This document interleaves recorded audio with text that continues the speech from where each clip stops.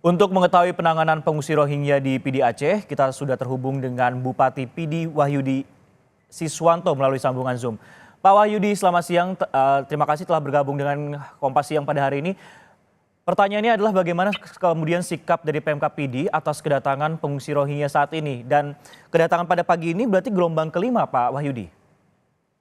Ya, benar sekali Bang Sisko. Jadi secara kronologis kita sampaikan bahwa kedatangan pengungsi Rohingya di Kabupaten Pidi sudah 5 gelombang.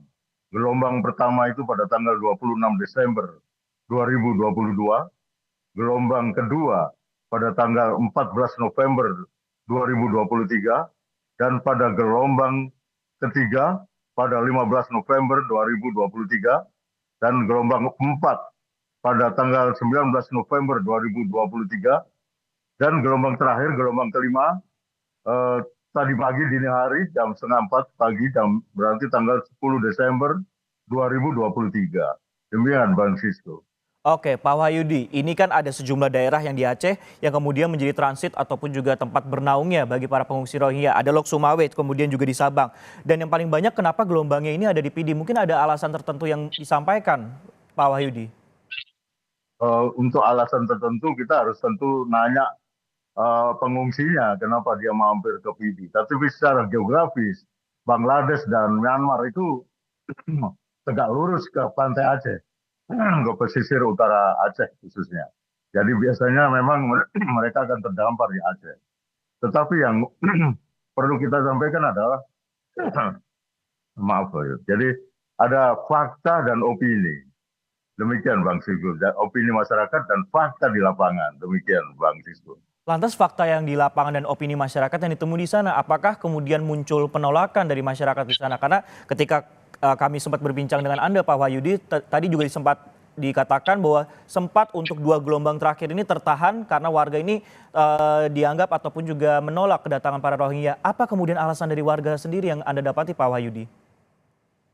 Betul sekali. Jadi pada gelombang pertama itu sekitar 174 pengungsi Rohingya itu terdampar di Lawang, Kabupaten Pidi, Kecamatan Lawang. Itu masyarakat menerima dengan spontan karena mereka baru tahu ada orang-orang terdampar, anak-anak muda, anak-anak kecil dalam kondisi lemas. Itu fakta. Jadi mereka langsung membantu, memberi baju, memberi pakaian secara spontan. Tetapi dalam perkembangannya, dalam beberapa hari kemudian, mereka mendapati baju-baju yang disumbangkan itu dibuang-buang. Kemudian makanan mereka dianggap kurang layak, dibuang-buang, ditabur-tabur.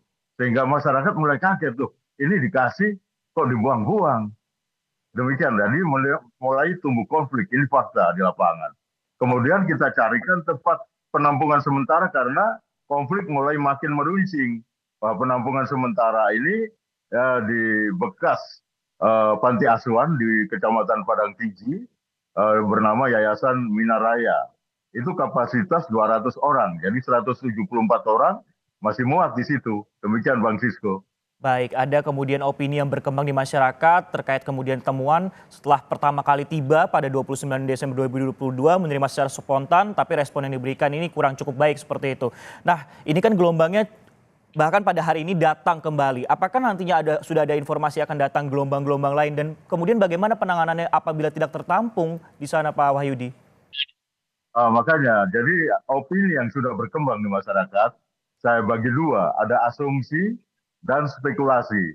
Asumsi adalah mereka masyarakat PD khususnya itu sudah menebak akan muncul ribuan lagi pengungsi. Itu asumsi mereka yang dibicarakan di kalangan masyarakat.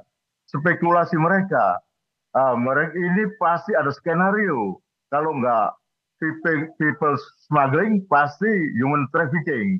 Itu sudah berkembang di kalangan masyarakat Kabupaten Pidi, Pak Sisko. Demikian. Baik, terakhir Pak Wahyudi, tadi kan juga disebutkan ada asumsi dan spekulasi. Lantas apa yang kemudian harus dilakukan Bapak sendiri ataupun juga pemerintah setempat sendiri untuk mengatasi antara asumsi dan juga spekulasi dari masyarakat Rohingya yang tiba? Secara singkat Pak Wahyudi.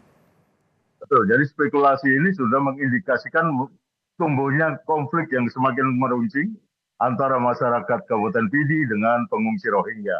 Sehingga untuk gelombang keempat dan kelima yang terakhir ini, saya perintahkan untuk stop di bibir pantai, jangan bergabung dengan masyarakat. Sementara gelombang kedua dan ketiga sudah kita tolerir, pengungsi masuk Minaraya, kita layani, tetapi ternyata masih datang lagi gelombang keempat dan gelombang kelima. Jadi kita stop di bibir pantai dan dijaga, dibakar betis oleh pihak aparat dengan masyarakat setempat.